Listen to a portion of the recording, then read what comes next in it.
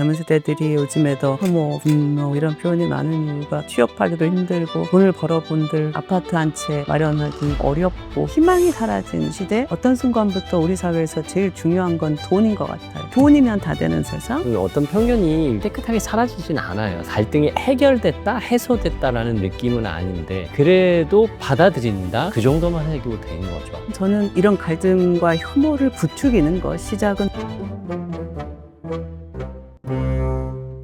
여러분 안녕하십니까? 책을 읽고 삶을 이야기하는 대화 채널 책과 삶, 책과 사람의 김재원입니다. 갈등 사회라는 말이 있습니다. 우리 사회는 갈등으로 가득 차 있죠. 어차피 살아가야 할 갈등 사회라면 유쾌하게 살아갈 방법은 없을까요? 그런 이야기 나눠보겠습니다. 여러분 좋아하시는 정재하 작가가 신간을 들고 나타나셨습니다. 찐이주의보 이야기 함께 나누겠습니다. 오늘의 주인공 정재하 작가 소개해드립니다. 어서 오십시오 작가님. 안녕하세요. 요즘처럼 책을 읽지 않는 시대에 이 채널 구독자가 100만을 넘었다고 네. 들었습니다. 그래서 100만 구독자들이 아마 우리나라 출판 시장을 버텨주고 계신 게 아닌가. 저도 거기 살짝 한 숟갈 얻으려고 찾아뵙습니다. 반갑습니다. 네, 그렇게 말씀해 주셔서 감사하고요. 이 채널 구독자 여러분 또 지금 이 영상을 보고 계시는 분들은 책을 누구보다 사랑하시는 분들이고 어떻게든 도서관을 지키고 싶어하고 서점을 지키고 싶어하고 또 작가님들을 지키고 싶어 하시는 분들입니다. 오늘 함께 소통할 수 있는 소중한 기회 됐으면 좋겠습니다. 저는 일단 고백을 하자면 아버지 해방일지의 아주 열렬한 팬입니다. 감사합니다. 정말 재밌게 읽었고요. 제가 KBS 시절에 라디오 문화공감이라는 프로그램을 할 때 이 책을 읽고 평론가와 대화를 한 적이 있습니다. 그래서 이 책을 아주 심도 있게 들여봤던 기억이 있습니다. 사실 이번에 찐이주의보 새 책이 나와서 저도 기쁜 마음으로 읽기 시작했고 다른 결의 감동과 뭉클함을 느끼는 그런 책이었습니다. 고생 많으셨습니다. 좋은 책 써주셔서 진심으로 감사합니다. 읽어주시는 분들이 있어서 쓸 수 있습니다. 이렇게 책 한 권 내고 나면 어떤 기분이세요? 숙제를 끝내 사실 숙제라고 표현하셨는데 한 책 끝나고 나면 다음 책을 또 써야 된다라는 새로운 숙제가 생기는 개념인가요? 근데 제가 이제 시골 내려가서 산 지가 네. 좀 됐거든요. 그러면 이제는 촌년이 다 돼가지고 서울이 낯선데 시골 분들이 그렇게 막 조바심 내지 않으세요. 그렇지 않나요? 차가 막히는 것도 아니고 그러니까 서울 사람들은 막 KTX를 타고 시속 300km로 인생을 달려간다고 생각하면 시골 노인네들은 그냥 웬만하면 걸어 다니고 걷는 속도로 세상을 사시는 것 같거든요. 그러니까 봄이 되면 농사를 다시 지어야죠. 저도 그런 것 같아요. 그 대신 겨울은 놀아요. 자연이 놀으라고 하니까. 근데 좀도 쓰시거든요. 봄쯤 되면. 그래서 나물 캐러 다니시고. 저도 아마 막 써야지 이런 생각은 전 좀 없는 것 같고요. 그 사이에 놀다 보면 또 이야기거리들이 고연하고 이걸 어떻게 가공할 수 있겠다. 뭐 이런 자신감이 좀 들면 그때 쓰는 것 같습니다. 사실 아버지 해방일지가 워낙 인기를 끌어서요. 한편으로는 좀 부담스럽지 않으셨을까 싶기도 하고. 처음에는 좀 그랬습니다. 한 1년 정도는 뭐 다음 것도 뭘 써야 되지? 독자들이 뭘 기대할 텐데? 뭐 이런 생각도 있었는데요. 뭐 이를테면 저희 엄마가 제가 서울대 가는 게 평생의 소원이었으나 못 갔거든요. 모든 이의 기대를 제가 다 충족시키고 살 수는 없는 것이라서 그냥 나답게 쓰면 되는 거겠다. 그리고 제가 늘 웃으면서 얘기하는데요. 작가가 책으로 떠봤자 주식으로 번다거나 이런 거에 현저히 못 미칩니다. 그래서 아마 제가 서울 살았더라면 아파트 한 채를 마용성에도 못 사고 저 변두리 어디에 아파트 한 채를 샀을 건데 그러고 나면 또 그 생활비를 계속 벌어야 되니까 저는 아마 계속 가난했을 것 같아요. 근데 시골에 있으니까 저 1년에 200만 원짜리 연세 살거든요. 돈 들어갈 일이 없어서 되게 부자예요. 그래서 뭐 책을 써서 돈을 막 벌어야 되는 상황도 아니고 이런 것들이 사람을 조금 여유 있게 만들어주는 것 같아요. 그런 고향 마을에 사시기 때문에 이런 찐이주의보 같은 글감도 얻으시는 거 아닐까 싶기도 해요. 아버지 해방일지도 그렇고 찐이주의보도 그렇고 우수한 사투리로 시골 정서를 아주 잘 풀어내셨어요. 한편으로는 성석재 작가님 작품 떠올라서 이분은 여자 성석재다. 아니야. 바꿔 말하면 성석재 작가님이 남자 정지하다 라고 얘기할 수 있고 성석재 작가님은 또 어떻게 보면 경상도를 대표하는 사투리시고 또 우리 정지하 작가님은 전라도를 대표하는 사투리로 이어가시니까 이 구수함을 이거 뭐라고 표현해야 되나 싶어요. 제 주변에 진짜 사투리를 구사하는 분들이 있거든요. 근데 이제 그 정도가 되면 왜냐하면 정말 언어로 옮겨 놓으면 아무도 이해를 못할 것 같아서 어쩔 수 없이 이렇게 이제 조금 이해 가능한 범위에서 쓰기는 하는데, 또 어떤 작가들 중에 저보다 사투리를 훨씬 더 구수하게 잘 쓰는 작가들도 있습니다. 자기 지역의 언어를 되살리고 계시는 작가님들도 많이 계십니다. 네, 이른바 향토 작가님이라고 불려도 될 만한 분들. 저는 표준어 생활자잖아요. 그리고 이제 일터에서 반드시 표준어를 썼어야 하는 삶의 영역이라 사투리랑 그렇게 친숙하지 않아요. 그리고 도시에서 나고 자랐고 뭐 주변 어르신들도 다 도시 언어를 쓰시기 때문에 사투리를 접할 기회도 많지 않아서 쉬운 사투리도 잘 구분을 못해요. 이 사투리 맹인데. 근데 작가님 책은 그냥 눈에 쏙쏙 들어와요. 음성 지원이 되는 것처럼 소리가 들리고 이해가 안 되는 문장이 없어요. 그래서 제가 웃으면서 늘 그러거든요. 우리나라는 조폭 영화들이 면면이 이어져 오잖아요. 그러니까 조폭 영화의 양대 산맥이 목포 아니면 부산이에요.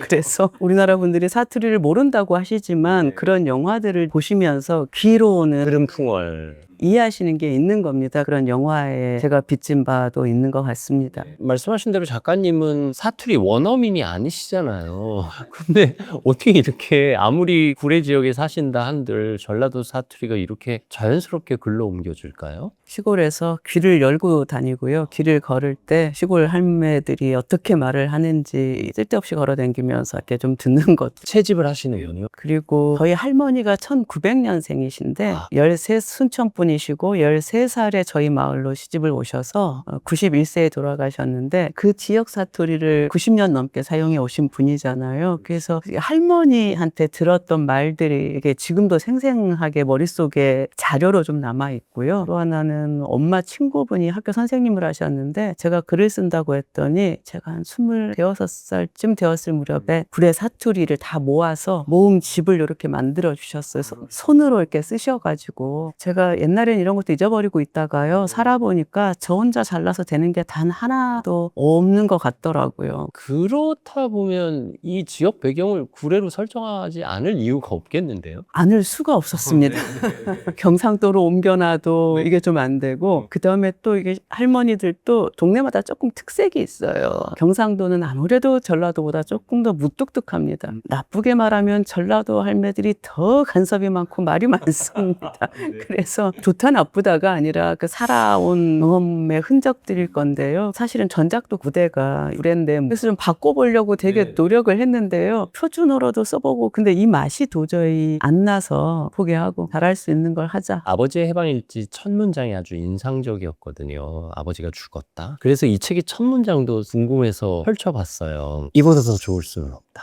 로 시작하셨어요. 이 문장이 함축하고 있는 의미들이 좀 있죠. 네, 뭐 이 소설 전체를 관통하는 이야기이기도 합니다만은 요즘 세상에서는 힘들다, 괴롭다, 고통스럽다, 손절해야겠다 이런 말들이 막 수시로 나와요. 근데 손절이란 말을 저희 어릴 때 들어본 적이 없거든요. 저만 해도요. 옛날 사람들은 그렇게 손절이라는 걸 잘 안 하고 살았던 것 같은데 요즘 사람들은 왜 하나? 뭐 이런 고민과 함께 시작된 이야기인데요. 사실은 지금 젊은이들이 뭘 하고 가서 할머니들 앞에 가서 괴롭다고 얘기한들 지금 80 넘은 할머니들이 듣기에는 아무것도 아닙니다. 일본 강점기 시절을 보냈고 한국 전쟁 시절을 보냈고 구례는 특히나 여순 때문에 몇 년 동안 밤낮으로 낮에는 군인에게 시달리고 밤에는 빨치산에게 시달리고 그 과정에 가족 한두 명쯤은 다 잃었고 가난했고 인간이 겪을 수 있는 고통의 총량을 아마 대부분 다 겪으신 분들이라서 지금 젊은 친구들이 뭐라고 하는 얘기를 들으면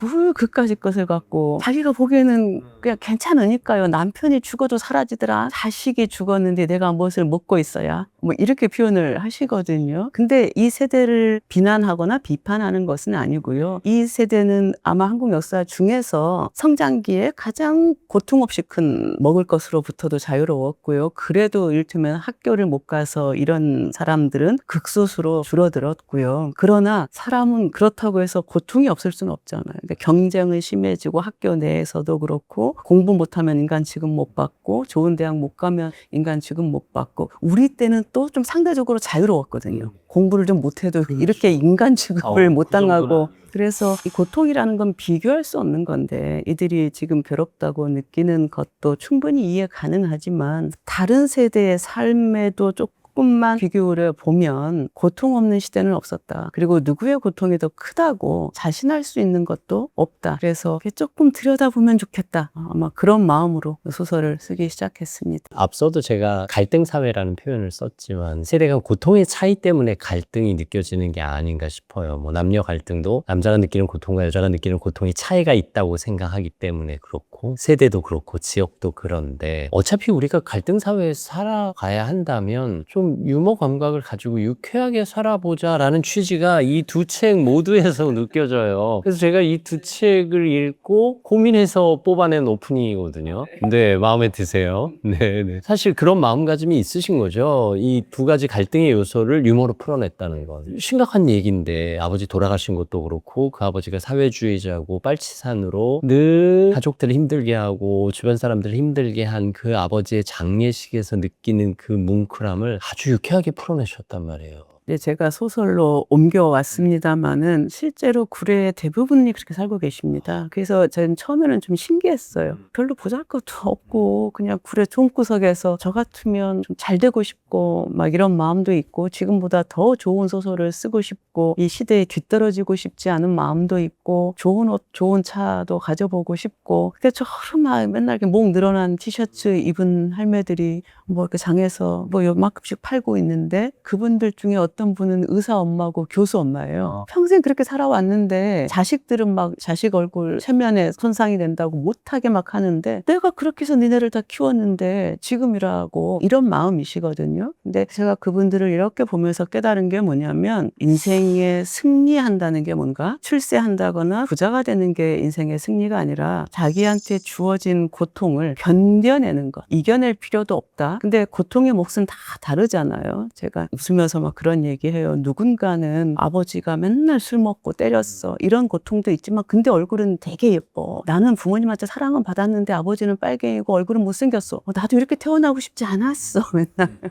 나도 전지현의 얼굴로 태어나고 싶어. 인간이 선택할 수 없잖아요. 심지어 누군가는 어려서 일찍 몸에 병이 생기고 이런 사람도 있고요. 근데 그것은 한타 하면 점점 힘들어집니다. 답이 없는 질문이라서 모르잖아요. 왜 나만 그런지 알 수가 없는 겁니다. 그래서 저는 그럴 때 그냥 질문을 멈추고 받아들이고 한 발 나아가는 것 사실은 시골 분들만은 아닐 거고요. 서울에 사는 우리 윗세대들 지금 70, 80 이상이신 분들은 당연히 다 그런 인생을 살아오셨을 겁니다. 그분들은 이렇게 묵묵히 이겨낸 사람들이야말로 인생의 승리자다. 인터뷰하려고 찾아가잖아요. 그럼 나까지 끄신 뭐 할 말이나 있까니 막 이러세요. 이제 조금 이제 뭐 먹을 거 드리고 뭐 이렇게 풀면 근데 몇 시간이나 들으려고? 몇 시간으로는 잽도 안 된단 말이야. 들으려면 계속 와서 계속 들어야 된다. 이런 얘기인데요. 유머를 배우신 적도 없고 학교를 다니신 적도 없지만 그 삶이 그랬던 거예요. 둘 다 사실이에요. 내 삶이 뭐 별로 내세울 만한 것은 없어. 그러나 그 굴곡으로 따지면 하루 이틀로는 들을 수가 없어. 근데 그것을 표현하는 방식이 너무 재미있으시잖아요. 제가 원래 사실은 싫은 거 되게 많고 옳고 그름을 언제나 따지고 그래서 앞장서서 싸우고 막 이런 사람이었는데요. 시골 내려가서 친구들이 인간 됐다고 그러세요. 착해졌다고. 삶의 분위기도 다르지만 앞서 속도 얘기하셨잖아요. 시골의 속도와 도시의 속도가 다르다. 여기서는 뭐 지하철을 타고 가더라도 늘 총총걸음으로 뭐 계단 달려 내려가고 한 차라도 먼저 타려고 애쓰고 하는데 시골은 그런 것도 없을 테고. 충충 가봐야 일만 많은데요.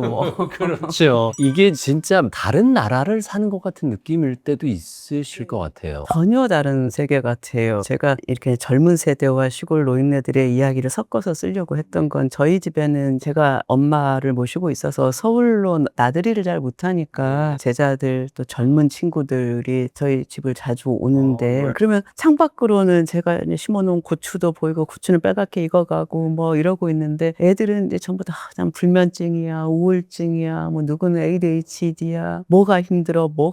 근데 정작 저희 주인 아저씨, 주인 할머니는 70에 허리가 굽어서 저기서 땡볕에 고추를 따고 계시는데 그분들은 힘들다는 소리 한마디도 안 하시거든요. 근데 얘네들은 좋은 옷 입고 강남에서 몇십만 원짜리 빠마하고 와가지고 인생이 괴롭다는 거예요. 그래서 이런 차이는 뭔가 왜 저들은 저렇게 잘 살면서도 불행할 수밖에 없는가 뭐 이런 고민들 아마 전반적으로는 그런 얘기일 것 같아요. 이런 젊은이들이 고민이 이 노인들의 삶을 조금만 들여다보더라도 좀 우리가 다르게 살 수 있는 길이 있지 않을까 이런 태도. 그렇다고 귀촌해서 농사 맞으란 얘기 아니고요. 너무 일찍 오시면 안 됩니다. 그냥 이 책만 읽으셔도 됩니다. 네. 이 책만 읽으셔도 충분히 느끼실 수 있고, 저도 이 책들을 읽으면서, 아, 어르신들이 이런 표현을 쓰신다고? 할 때가 있었거든요. 아까 뭐 유머 감각도 얘기하고, 정말 어떻게 보면 멀쩡한 철학자 같은 말씀도 하시는데, 이게 실생활에서 듣기도 하는 말씀이시겠다 싶어요. 제가 제자들한테 그런 말을 하는데요. 야, 니네들 말은 써먹을 게 없다. 소설에. 전화하면 선생님 흑백요리사 보셨어요? 그중에 파인다이닝 가고 싶은데 없으세요? 저희 예약해 놓을게요. 뭐 여기에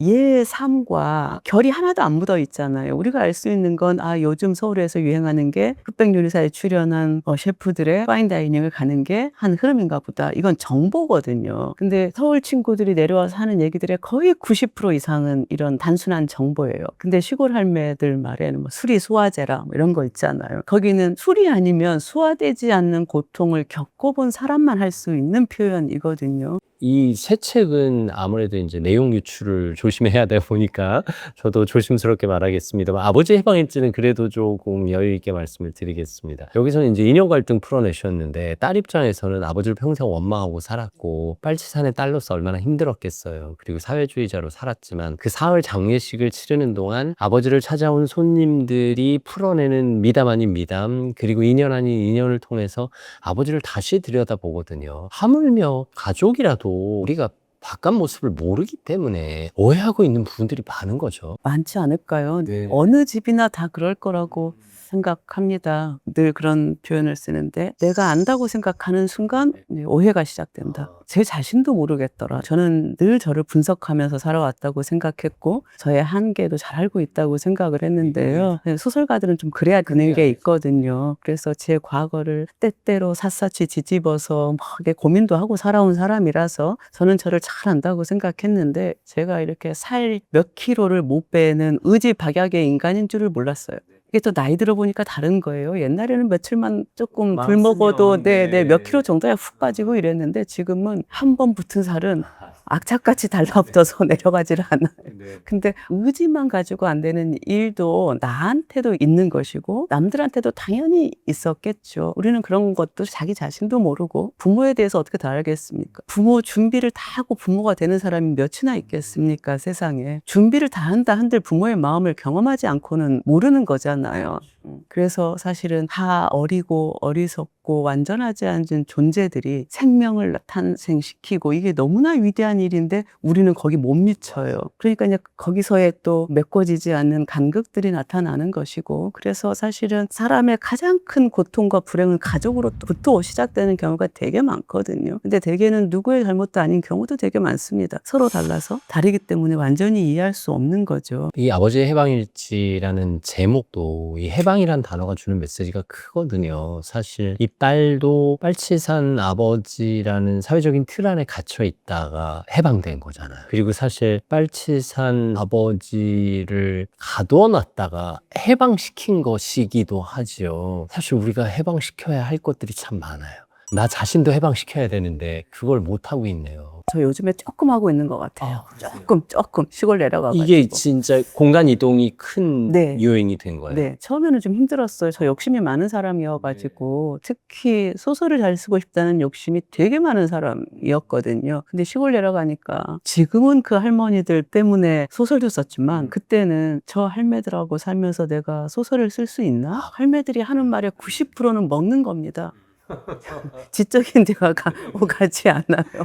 뭐 시랄지 문학이랄지 뭐 이런 얘기 자체가 오가지를 않고요. 네, 전화하면 밥은 먹었냐? 그러면 뭐 저런 그놈의 밥 맨날 물어봐. 저놈의 저런 대화가 무슨 의미가 있나 내 소설에. 우리 이제 그래서 짜증을 내고 있는데 이미 이제 그다음에 무엇을 다 먹었냐? 아니 내가 무엇을 다 먹었든지. 또 그게 왜 궁금하실까?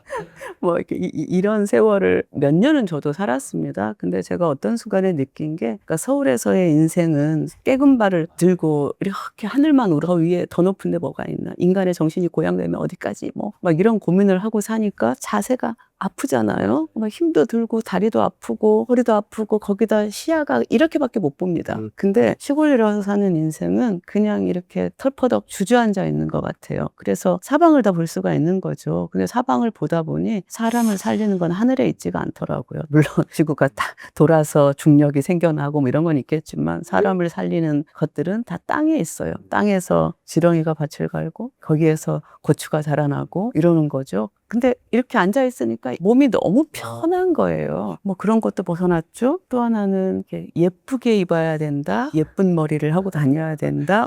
여러 가지 이유 때문인데요. 시골에서는 잘 차려 입으면 쳐다봐요. 오히려. 우리랑 다르니까요. 그러니까 노동의 복장이 아닌 거죠. 그래서 하이힐 이런 거 신고 다니면 짜는 뭐요? 뭐, 네, 이렇게 보고 그 다음에 샤넬을 들어봐야 샤넬인 줄 몰라요. 만에 하나 가방 값을 알잖아요. 등짝 스매싱 날아옵니다. 미쳤다고.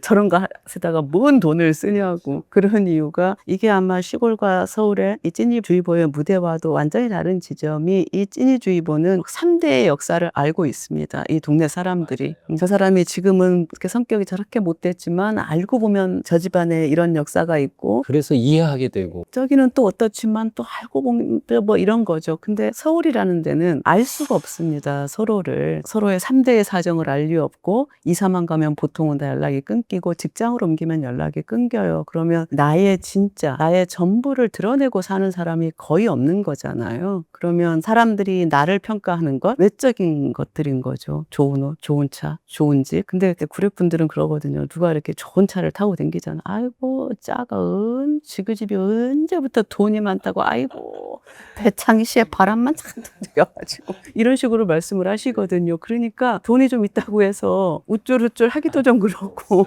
네. 그래서 좀 자기와 자기 가문의 역사까지도 들여다보면서 사는 것 같아요. 그러니까 좀 배웠다고 까불 수 없고 문학 박사학위 이딴 거 의미 없. 네.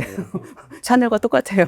그러고 보면 어떻게 보느냐에 따라 평등한 수평사회가 아닌가. 어떤 면으로는 그렇습니다. 그래서 희평마을이 등장을 해요. 공간적 배경입니다. 정현종 시인의 방문객이라는 시처럼 사람이 내게 온다는 건 그의 과거와 현재, 미래가 다 같이 온다는 건데 이 책에서도 마주하는 마을분들도 그렇고 도시에서 온 사람들도 그렇고 그의 과거만 알아도 그의 현재를 이해하게 되는 그 갈등을 받아들이게 되는 지점들이 나온단 말이에요. 이걸 정말 잘 풀어내셨어요. 우리 인간관계에서 그게 필요한 순간순간들이 많잖아요. 우리는 왜 그걸 못할까요? 각박해서 그런 것 같아요. 특히 젊은 세대들이 요즘에 더 혐오, 분노 막 이런 표현이 많은 이유가 그래도 저희는 어쨌건 대한민국이 급속도로 성장하는 과정에 청춘의 시기를 보냈기 때문에 학점이 2.0만 돼도 다 네, 그렇죠. 몇만이 취직하고 이랬단 말이죠. 근데 요즘은 취업하기도 힘들고 취업해봤자 평생 직장도 아니고 그리고 뭐 아무리 좋은데 취업해서 돈을 벌어본들 아파트 한 채 마련하기 어렵고 그러니까 이런 희망이 사라진 시대라는 게 굉장히 중요한 것 같고요. 두 번째는 저는 이건 기성세대가 좀 반성해야 될 일이라고 생각하는데요. 어떤 순간부터 우리 사회에서 제일 중요한 건 돈인 것 같아요. 돈밖에 없어요. 저희 사촌 언니들도 그래요. 요즘은 시골 분들도 굉장히 빠릅니다. 세계 뜨기 전에. 요새 작가들은 그지라면서 드라마가 돈 잘 된다는데 드라마나 써봐라. 드라마 나? 그게 얼마나 어려운데 막 이랬지만 돈이면 다 되는 세상. 그래서 작은 죄를 짓고 돈이 없으면 냉정한 형벌을 받지만 몇백억을 사기를 쳐도 금세 살고 나오는 그러니까 돈이 모든 걸 다 범죄마저 용서해주는 세상에 대한 분노 이런 세상에서 돈 벌 길은 막히고 그러면 그걸 표현할 방법이 분노와 혐오밖에는 남아있지 않은 게 아닌가. 이것도 사실은 이 두 측면 다 기성세대가 만들어 놓은 풍조라고 생각합니다. 이 아버지의 해방일지에서 딸이 이제 아버지의 장례식을 치르면서 아버지가 인연보다는 사람을 먼저 봤던 인물이구나 하면서 아버지에 대한 새로운 인식을 깨닫는 것처럼 이 책도 사람을 먼저 들여다보자라는 취지로 갈등을 받아들이는 과정을 풀어내십니다. 실제로 소수자들이 등장하거든요. 성소 성소수자도 등장하고 닭을 반려동물로 키우는 특별한 취향도 등장하고 또 우리 주변에 이미 많아진 다문화 가정의 이주 여성도 등장을 합니다. 우리가 잘 보듬어야 할, 사실 보듬는다라는 과정도 필요 없는 그냥 우리인데 우리가 자꾸 선을 긋기 때문에 뭐 받아들여야 된다, 보듬어야 된다, 갈등을 풀어야 된다 이렇게 얘기하지만 조금 다른 우리일 뿐이잖아요. 제가 젊은 친구들하고 얘기하면서 또 하나 느꼈던 게 같아야만 만날 수 있다라고 생각하는, 그러니까 요즘은 혐오가 심해져서 나타난 증상 아닌가 싶기는 해요. 그러니까 다른 사람들끼리 그러는 게 무서우니까 나랑 같은 사람인가, 정치적 성향이 혹은 뭐 성소수자에 대한 태도가. 그래서 제가 이제 그런 얘기를 들었거든요. 어떤 직장에서 요즘은 정말 회식도 안 하는데 어쩌다 한번 회식을 하면 처음 코드가 몇 개 던져진대요. 그게 야구, 축구, 넷플릭스를 보는가 안 보는가. 네, 그래서 넷플릭스를 본다 그러면 대화가 한마디 더 진전이 되고요. 그래서 뭘 재밌게 봤냐 해서 같은 걸 재밌게 봤으면 이렇게 말이 이어지는데 다른 게 딱 등장하는 순간 대화가 끊긴대요. 그리고 서로 알려고 하지 않는다는 거예요. 그래서 이건 참 슬픈 일이다. 똑같으면 왜 만나나? 다르니까 만나는 것이고, 그리고 세상에 똑같은 사람은 오히려 똑같다고 생각하면 나중에 실망이 더 큰데 우린 다 다르거든요. 어떻게 해도 다릅니다. 그래서 그 다름을 인정하지 못하는 태도들, 이건 이제 어디서 연유했을까 제가 그것까지 다 파헤치지는 못했습니다만은, 다만 그 다름을 우리가 어떻게 받아들여야 될 것인가, 뭐 이런 지점에 대한 고민도 좀 담겨 있는 것 같습니다. 일단 찐이주의보라는 제목이 궁금하실 텐데요. 주인공 이름이 성진과 혜진 두 처자들입니다. 그들이 이제 시골 마을로 이주를 하게 되면서 마을 어르신들이 성진이, 혜진이 부르기 힘드니까 뭐 혜순이라고 그랬다, 경순이라고 그랬다, 경진이라고 그랬다 하다가 그냥 아이고 우리 찐이들, 큰 찐이, 작은 찐이 하다 보니 이제 찐이가 된 거고요. 왜 주의보가 됐느냐? 적응 잘하고 1년 가까이 잘 살았거든요. 하지만 그들의 성 정체성이 드러나면서 이제 마을 어른 들의 반응이 하고 깜짝 놀라시게 됩니다. 그러면서 이렇게 갈라지듯이 갈래결이 생겨요. 뭐 전부 반대하고 뭐 전부 난리치시고 이런 것도 아니거든요. 시골 마을에 정이 있으셔서 그곳에서 잘 살아낸 그 분위기 때문에라도, 그리고 책에서도 언급하시지만 우리 사회도 그 사람이 싫은 게 아니라 그 관념이 싫고 이제 그 주의가 부담스럽기 때문에 이런 일들이 벌어지는 게 아닌가 싶기도 한데, 그래도 시골 마을에 이런 일 있으면 진짜 시끄러워지긴 하는 거죠. 재밌잖아요.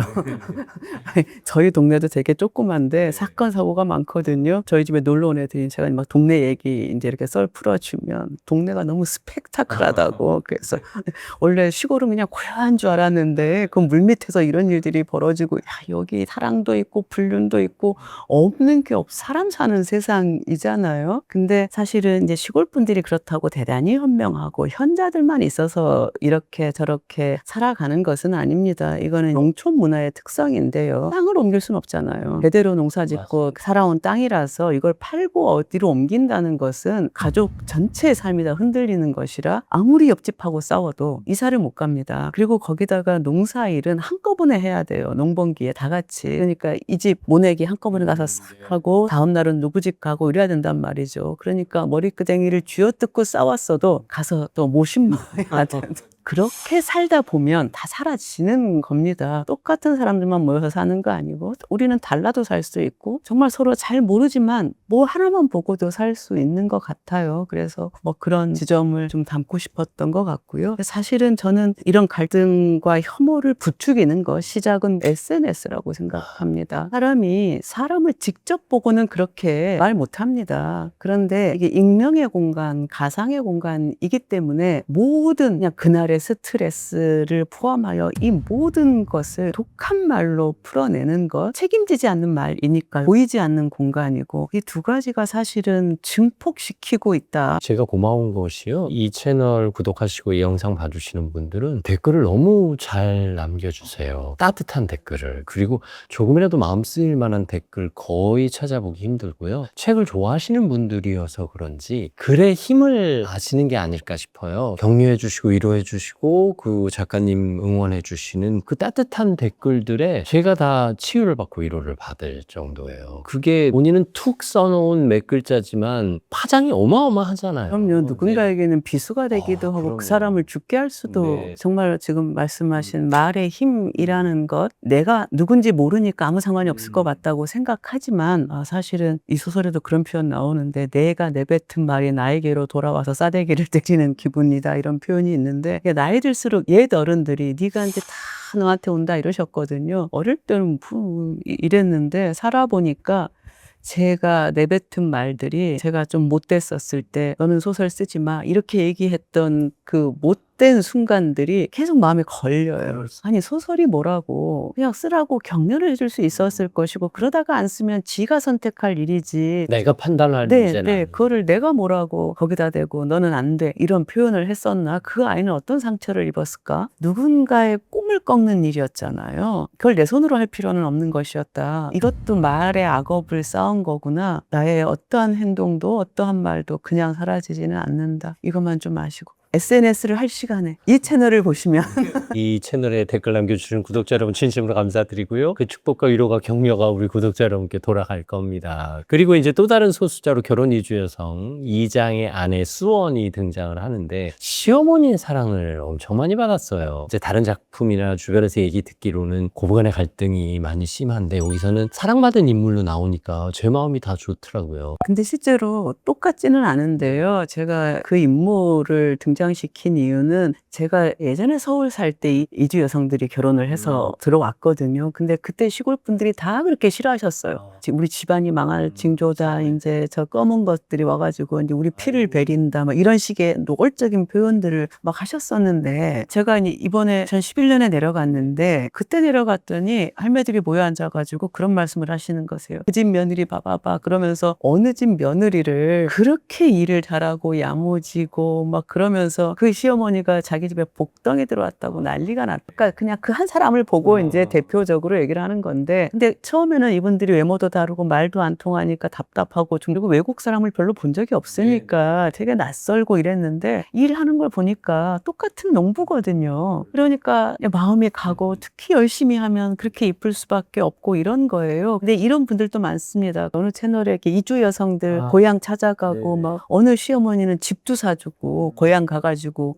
쓰러져가는 집을 보고 마음이 너무 아파서 집을 사주시는 편을 제가 봤거든요. 제가 이렇게 그걸 보면서 그런 생각이 들었는데요. 선한 행위는 멀리 퍼지는데 시간이 너무 오래 걸리고 언과 악행은 너무 빨리 퍼진다. 그 차이가 있을 뿐이지 저는 못되게 구는 차별하는 분들도 계시겠지만 사실은 그 이상으로 다 우리 한민족으로 같은 사람으로 받아들여서 문제없이 잘 살고 있는 집도 되게 많습니다. 편견 없음, 노동하고 살아가는 사람들의 그 편견 없음에 대해서도 수원이라는 인물을 통해서 조금 결국 수원이 아주 큰 역할을 하고요. 또 마지막에 이런저런 사연으로 뭉클함도 전해줍니다. 이장이 복 받으신 거예요. 수원이라는 아내를 얻은 건데 그리고 이 닭을 반려동물로 키우는 기희라는 성진과 혜진의 이제 서울 친구 이제 집에서 닭을 키울 수 없게 되면서 마을 주민에게 이제 우리 삐돌이 삐순이를 잘 키워달라고 맡기는 그런 이제 스토리가 이어지는데 뭐 닭을 뭐 하시겠지만 있을 수 있는 일이긴 하잖아요. 그 모델이 있어요.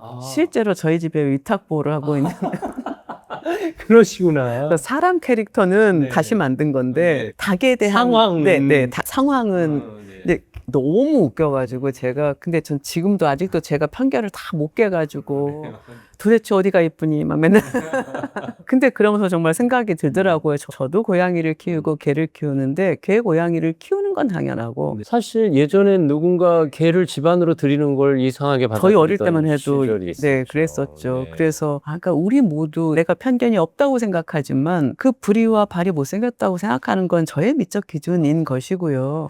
키우는 사람이 예쁘다는데 제가 그거를 옆에서 뭐라고 할 수 없는 거죠. 작품 읽어보면 어떤 편견이 깨끗하게 사라지진 않아요. 사실. 쉽진 않으니까요. 그리고 갈등이 해결됐다, 해소됐다라는 느낌은 아닌데 그래도 받아들인다 혹은 곁을 내준다 이런 느낌은 들거든요. 사실 그 정도만 해도 된 거죠. 저는 그러면 될 것 같거든요. 제가 친한 제 친구들 다 다릅니다. 그래도 같이 살 수 있습니다. 근데 생각해 보는 거죠. 저 친구는 이런 생각은 나랑 이렇게 비슷한데 왜 이 생각은 이렇게 다르지? 그리고 이제 너무 좀 약간 싸울 것 같으면 휴전. 그 얘기는 당분간 금지. 뭐 이렇게 하고 충분히 살 수 있는 것 같아요. 저는 또 재밌게 본 것이 이 집집마다 반찬이 무슨 셔틀버스 오가듯이 계속 오가더라고요. 그리고 그 반찬 맛을 이건 어느 집 반찬이라는 걸 대충 아나 봐요. 뭐 어차피 같은 식재료에 비슷한 양념일 텐데도 그게 확실히 차이가 있어요. 그게 왜냐면요. 서울 분들은 다 사 먹습니다. 그러니까 그 간장, 된장, 고추장도 사 드세요. 그래서 그 집이 뭐 순창 맛이 순창 고추장 맛이죠. 뭐. 근데 여기는 장부터 다르고요. 그래서 진짜 이렇게 딱 솜씨를 보면 사람들이 나무를 다듬는 솜씨도 있습니다. 얼마나 꼼꼼한가에 따라서. 네, 네. 제가 자꾸 이제 그런 장면을 많이 넣은 거는 이 정도만 되면 우리 함께 살 수 있는 거다. 사실은 먹고 사는 문제잖아요. 근데 시골 분들은 싸워도 먹이고는 싸웁니다. 저희 어렸을 때까지 안 가도 저희 아이 어렸을 때만 해도 아파트에서 옆집 간에 음식 오고 갔어요. 또 대신 봐주고 그렇게 했잖아요. 근데 요새는 진짜 냉정해졌죠, 세상이. 네. 이건 조금 더 상징적으로 표현하면 남의 밥을 못 먹고 살게 만드는 이런 거 있잖아요, 요즘에. 이런 거는 하면 안 된다. 남의 밥그릇을 뺏으면 안 된다. 그러니까 시골 분들은 그렇게 싸워도 밥은 먹이고 싸워야 되니까요. 저는 불과 몇 시간 만에 다 읽었는데 책을 덮으면서 조금 섭섭했어요. 왜 어느 마을에 여행 가서 한 일주일 정부 치고 떠날 때 그 서운함. 너무 좋은. 다시 나 이 수평마을 얘기 더 듣고 싶은데 수평마을 사람들 새로운 얘기 못 들어? 하는 느낌. 그래서 이거 좀 더 들려주실 수 없어요? 제 이 얘기 꼭 하려고 했어요. 네, 그럼요. 감사합니다. 네, 정말 좋은 책 써주셔서 감사한데 이 갈등 사회 우리가 좀 마을 공동체는 이미 사라지고 있거든요. 도시에서. 그럼에도 불구하고 이 마을 이야기가 우리에게 주는 메시지는 분명히 있는 것 같아요. 우리가 몸담고 있는 조직, 마을을 떠나서 일터도 되고 공호회도 되고 이 공동체를 어떻게 받아들이면 좋을까요? 엄마들이 너 낳을 때 정말 힘들었다. 나 죽는 줄 알았다. 몇 번 까무러쳐야 애를 낳는다. 뭐 이렇게 표현을 하시는데 그 말도 사실인데 애들도 엄청 힘듭니다. 머리가 짜부라들어서 나와요. 이렇게 길쭉해져가지고. 그러면 그런 고통 없이는 사실은 한 생명으로 이 세상에 오기가 힘든 거죠. 이 씨앗 하나가 발화하는 과정도 그렇습니다. 뒤로서는 딱딱한 그 껍데기를 그 여린 살로 뚫고 나와야 되는 거거든요. 그래서 생명이 존재하는 한 고통은 있을 수밖에 없다. 갈등도 나와 다른 존재들이 섞여 사는 한 갈등은 있을 수밖에 없다. 갈등이 없는 사회는 죽은 사회이거나 이데아에 불과한 거다. 이걸 현실로 받아들여야 된다는 게 첫 번째 전제인 것 같고요.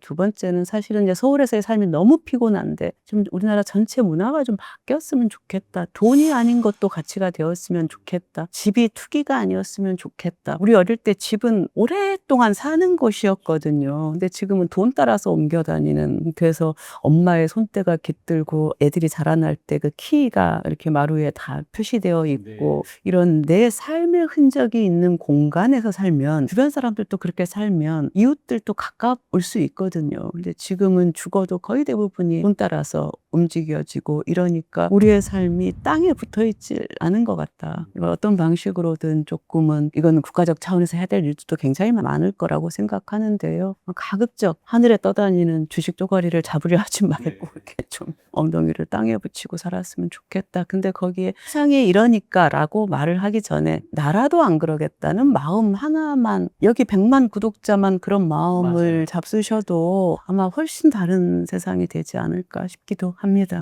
여전히 흙 밟으면서 사시는 분들의 삶을 우리가 지금 경험하지 않으면 3, 40년 후에는 또 어떻게 될지 몰라서 그 어른들의 마음을 좀 느껴보는 고향 마을에 대한 경험을 권해드리고 싶은데 뭐 한 달 살이 가시라 농촌으로 이주하시라 이런 거 아니고요. 그냥 이 책만 읽어보셔도 그 고향 마을의 정서는 충분히 와닿습니다. 아버지의 해방일지도 사실 부모님에 대한 애도가 필요하신 분들이 읽어도 뭔가 소중한 체험을 하실 것 같고 찐이주의보도 사실 공동체에서 관계 때문에 힘들어 하시는 분들이 있다면 이것만 읽어도 마음이 훈훈해지시고요. 또 어린 시절 시골 마을에서 자라다가 지금 도시 생활 버거우신 분들이 있다면 계시다면 이 책 읽으면 추억의 고향으로 나들이 하는 그런 기분 드실 겁니다. 좋은 책 써주셔서 진심으로 감사하고요. 이 시간이 작가님에게도 큰 위로의 시간, 또 격려의 시간, 응원의 시간이 됐으면 좋겠고, 독자 여러분에게는 또 이 책을 사실 수 있는 좋은 도전의 시간이 됐으면 하는 바람도 가져봅니다. 오늘 함께 해주셔서 진심으로 감사하고요. 또 구례 내려가시는 길 조심해서 가시고, 서울이 더 더워 보여요. 그죠? 오늘은 그런 것 같습니다.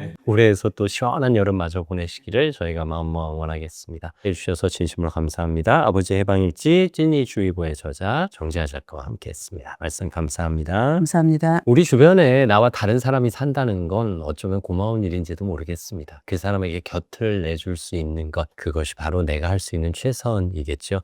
찐이주의보 통해서 여러분의 마음의 폭을 넓히는 그런 기회 삼으셨으면 좋겠습니다. 오늘도 책과 삶과 함께 해주셔서 감사합니다. 여러분이 이 책을 얼마나 사랑하시는지 저는 잘 알고 있습니다. 함께 해주셔서 고맙습니다.